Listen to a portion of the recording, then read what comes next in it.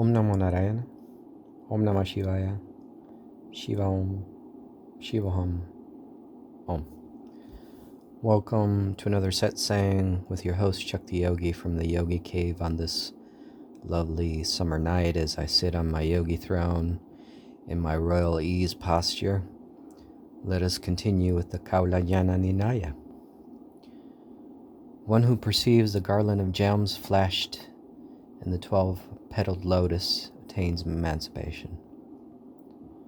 He is not attached to merit nor demerit because he has achieved samarasa. One whose mind is always conscious in the path of the gods and the great path attains emancipation.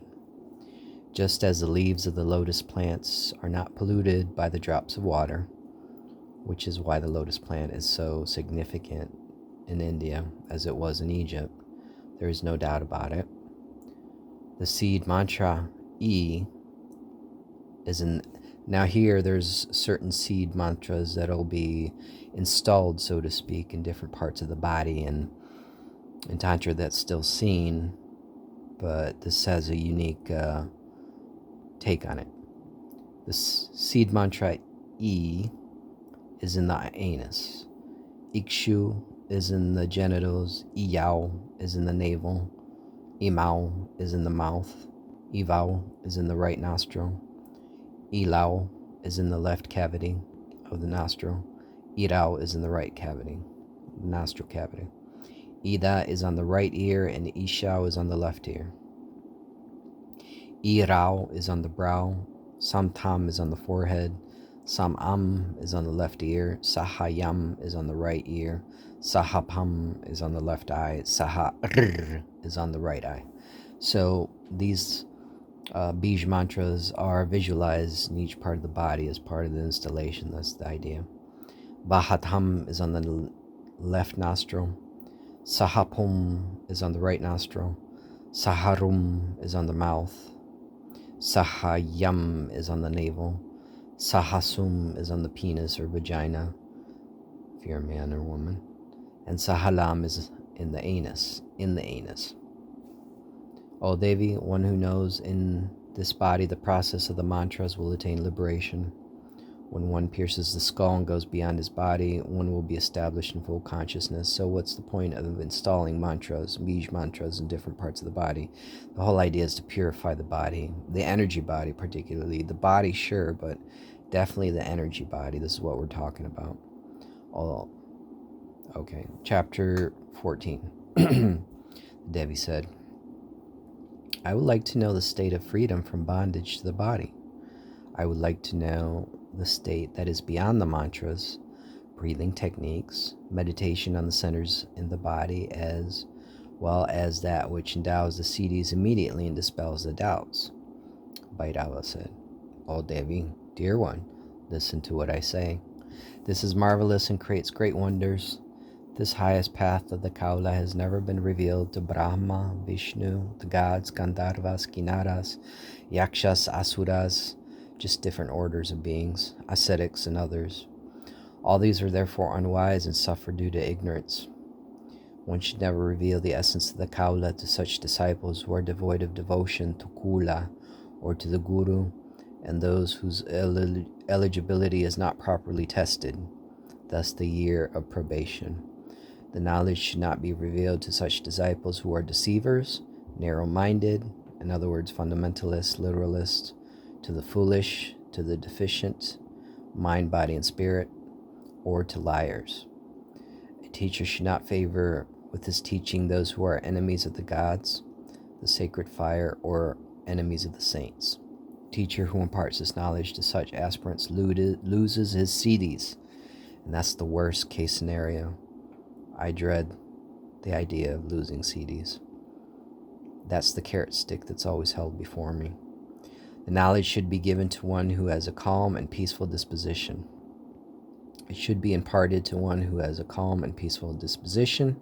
It should be imparted to one who is compliant to the Guru, to one who has discernment, is devoted, free from anger, and free from unsteadiness, to one who is free from desire, to one who can keep secrets, very important, to one who is confident, to one that lives in isolation and is always devoted to the gods, to the sacred fire, to the saints, and to the yoginis. Such a person should be selected after due examination regarding his firm dedication as a disciple. Thereby he will achieve a long life. The Kaulika knowledge should not be imparted to one who is deceitful by adopting double standards, saying one thing, doing another. It should not be imparted to a hypocrite, to his vows.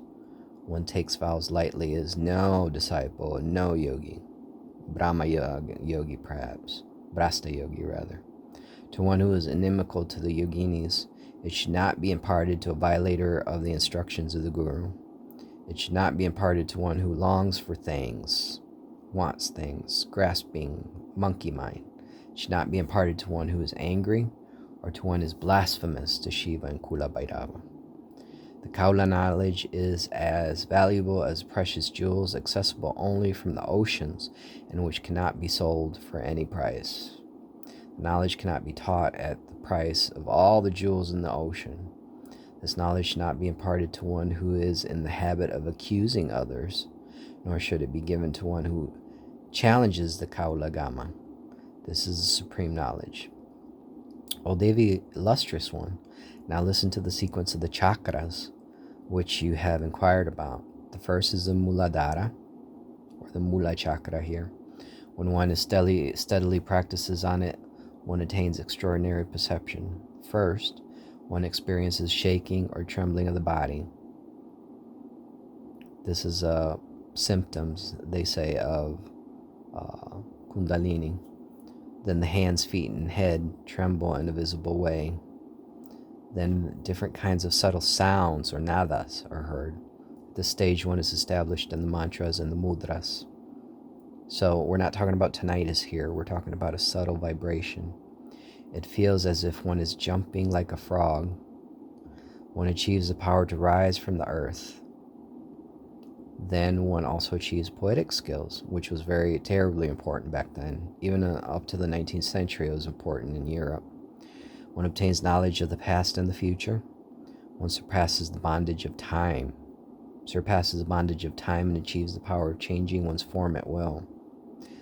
Take that as you will. The wrinkles and gray hair disappear and one achieves to see these floating in the sky. O beautiful face, by knowing the practice that activates the Mula chakra, according to the Kaula tradition, one can obtain the 8 siddhis of this chakra. O Devi, listen to the marvelous characteristics of the chakra that lies in the upper part of the Devi chakra. So you can see here, we're talking about a 1,000-year-old document. It's not the chakras as we understand them today. So that just shows that Tantra has been evolving and changing. It is located 4 fingers breadth, but the principles are the same. Above this chakra, O Devi, being radiant in body and mind and bringing the attention to this chakra, one experiences a tremor in the body and different kinds of subtle sounds. One becomes immersed in the mudras, hand gestures, and gets the revelation of the Shastras that were never before revealed. Then one masters all the mantras and mudras.